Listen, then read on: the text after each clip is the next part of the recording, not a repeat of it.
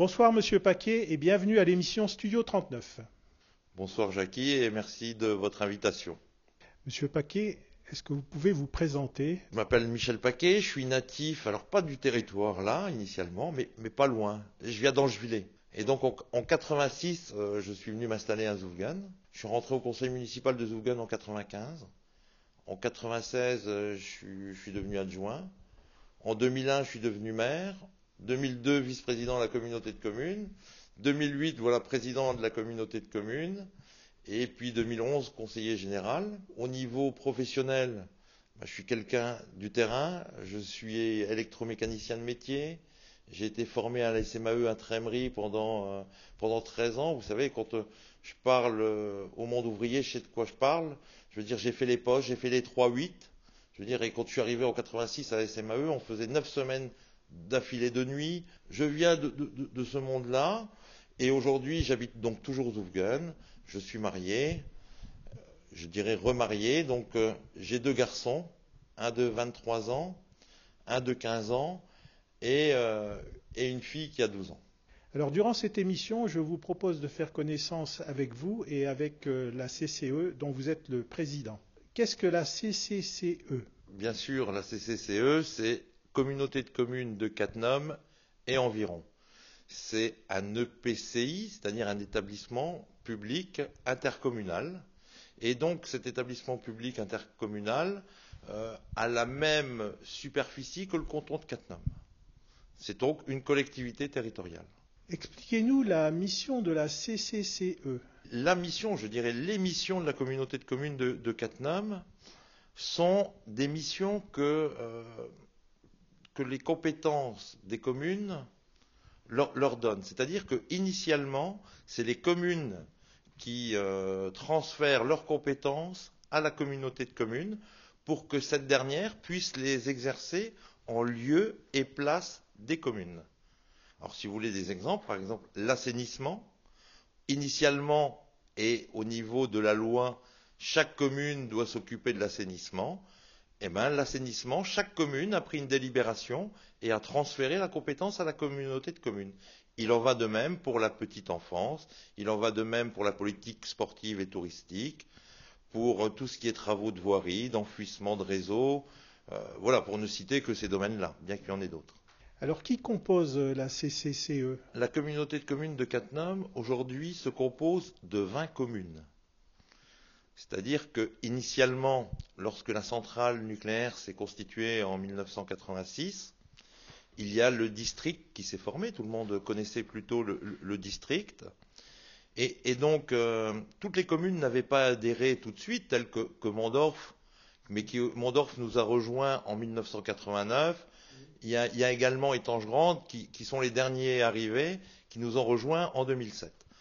Donc, l'ensemble des 20 communes du canton de Cattenom composent la communauté de communes de Cattenom et environ. Comment sont choisis les conseillers communautaires? Les conseillers communautaires sont désignés par leurs conseils municipaux. Un vote se fait. Alors, bien sûr, on a une règle qui est assez particulière, et d'ailleurs, elle risque peut-être de devoir changer en 2014. Depuis la constitution de cette EPCI, de cette collectivité, quelle que soit la taille de la commune, chaque commune avait 2 délégués. Donc aujourd'hui, chaque conseil municipal mettait au vote 2 noms, et ces gens-là venaient représenter leur commune au sein de la communauté de communes. Mais pourquoi la règle va changer? Vous savez qu'aujourd'hui, et on l'a vécu sur l'année 2011, un peu la réforme des collectivités territoriales. Vous savez qu'on avait évoqué, le préfet avait évoqué la fusion de Cattenom avec par exemple la CC3F, ce qui ne s'est pas fait. Mais dans le même projet de loi, il est question de mettre en place une dose de représentation à la proportion du nombre d'habitants. C'est-à-dire, aujourd'hui on est 24 000 habitants, on divise ça par 20 et ça représente 1200. Donc toutes les communes qui seraient inférieures en nombre d'habitants à 1200 auraient un délégué, et toutes les communes qui seraient au-delà se partageraient le nombre de sièges restants. Deuxième problématique, c'est qu'aujourd'hui, la communauté de communes de Cattenom est constituée par ces 20 communes, ce qui représente 40 délégués. La loi prévoit que ce nombre devrait être de l'ordre de 33 à 35. Donc, en gros, si je veux un peu simplifier, ça voudrait dire que la commune de Étanges-Grande pourrait avoir entre 7 et 9 délégués, Cattenom pourrait en avoir entre 3 et 5, Wolmerange-les-Mines et Entrange chacun 2, et toutes les autres 1. Voilà. Donc, pour l'instant, on est en train d'y réfléchir, nous-mêmes, parce que si on met, de par notre règlement, une dose de proportionnel, on pourrait un peu échapper le fait d'appliquer la loi stricto sensus. La loi, l'État dirait, ben, voilà, maintenant il y a une dose de proportionnel, pour nous, ça nous va. Et puis la deuxième chose, c'est que la loi est quelque part pas encore arrêtée dans ce domaine-là. Sûrement qu'après les élections de la présidentielle et des législatives de l'année 2012, les choses vont soit évoluer dans ce sens, soit complètement disparaître. Est-ce qu'on peut parler d'une super commune? Aujourd'hui, la communauté de communes n'est pas, à franchement parler, une super commune. Et pour moi, d'ailleurs, c'est ce que je vous disais la question précédente, c'est que la communauté de communes ne peut fonctionner que par les compétences que les communes lui transfèrent.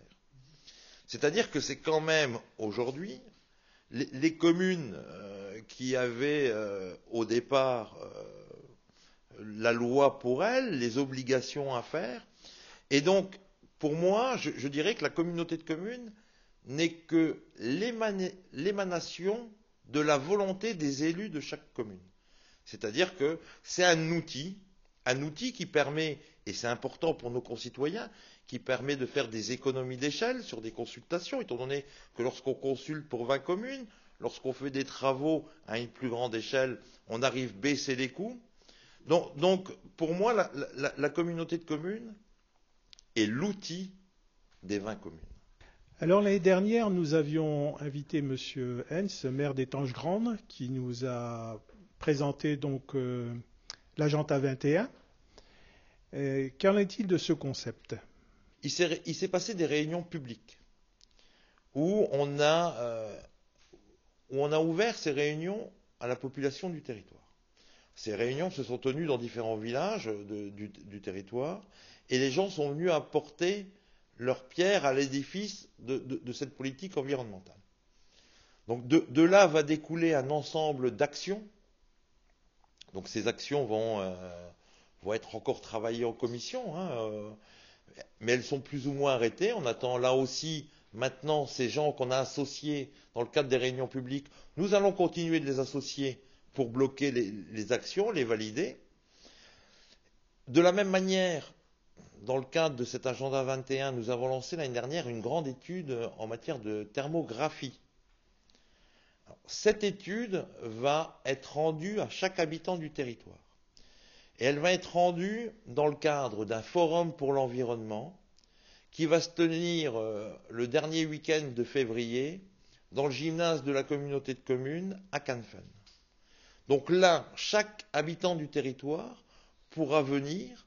Il va y avoir des ordinateurs à leur disposition. Chacun pourra aller voir un peu comment leur maison est isolée, éventuellement quelles sont les modifications à apporter.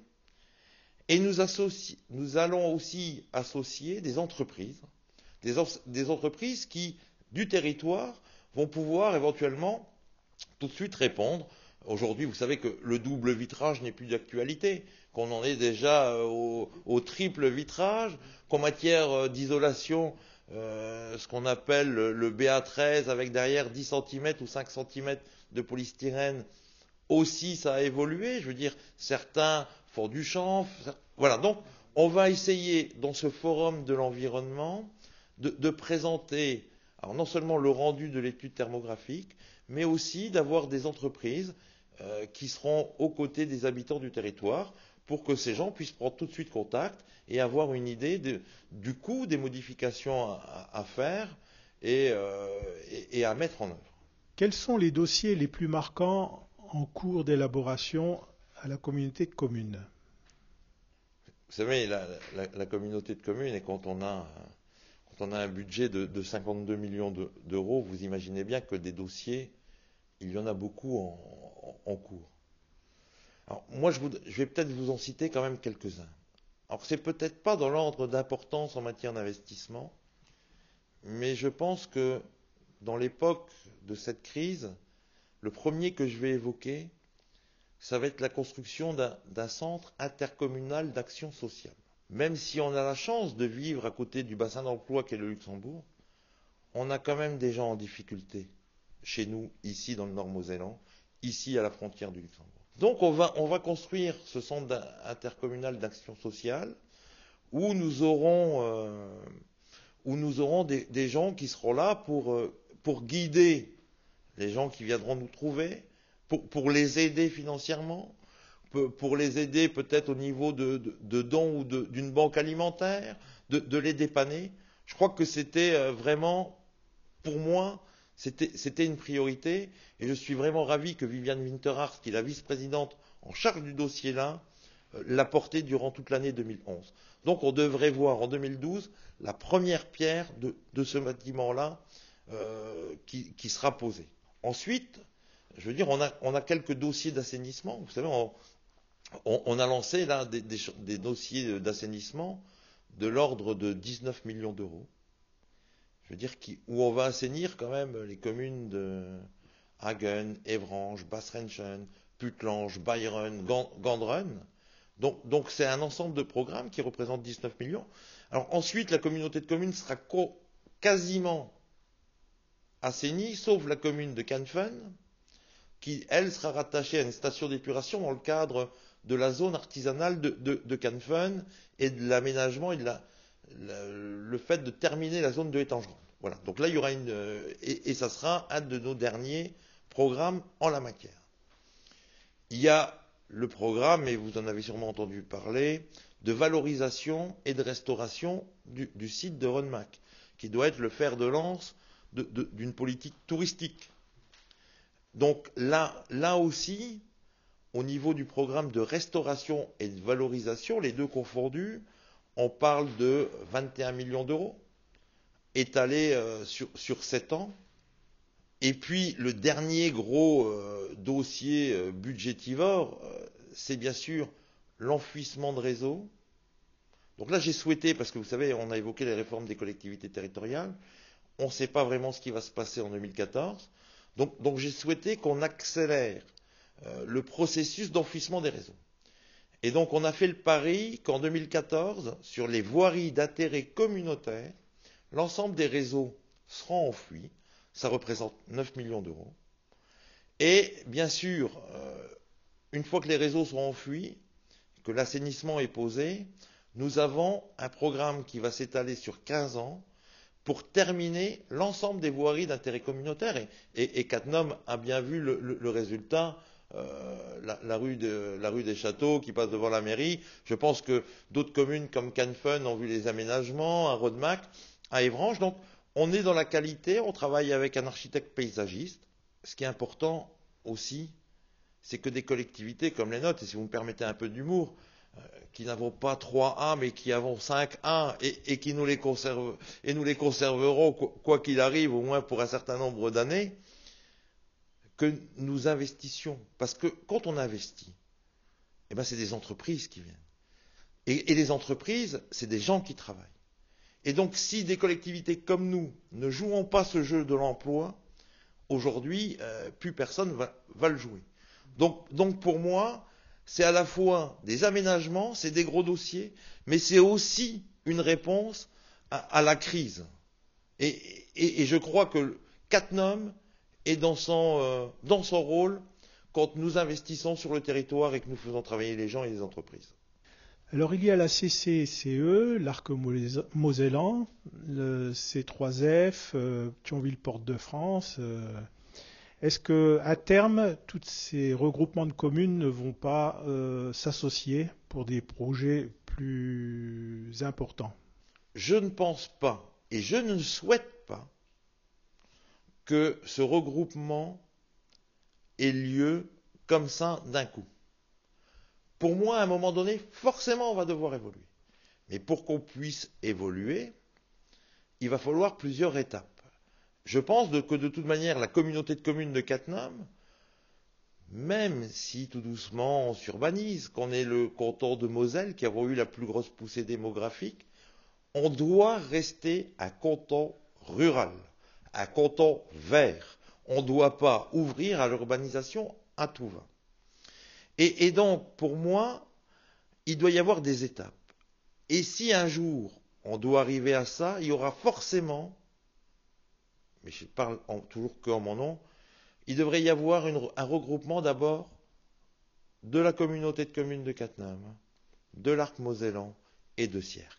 Ça doit être, pour moi, le premier passage obligé avant d'être noyé dans une masse qui représente 240 000 habitants. Alors par contre, ce qu'on a mis aussi, et c'est bien pour répondre à votre question, c'est qu'aujourd'hui on a constitué le G6, c'est-à-dire une réunion des 6 présidents de ces 6 collectivités. Et on travaille sur des projets qu'on considère d'intérêt pour le Nord mosellan.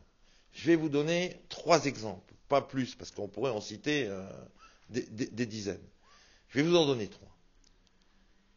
Il est important, par exemple, que l'aéroport de Illange soit défendu par l'ensemble du territoire du Nord mosellan.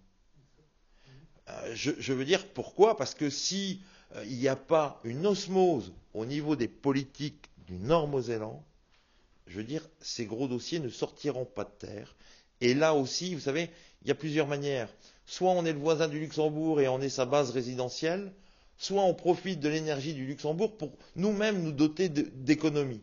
Et moi, je suis plutôt dans l'ordre d'idée, de voir ce Nord mosellan se développer, constituer une économie, apporter des réponses et à côté de ça, profiter du dynamisme du Luxembourg pour initier des projets sur ce territoire.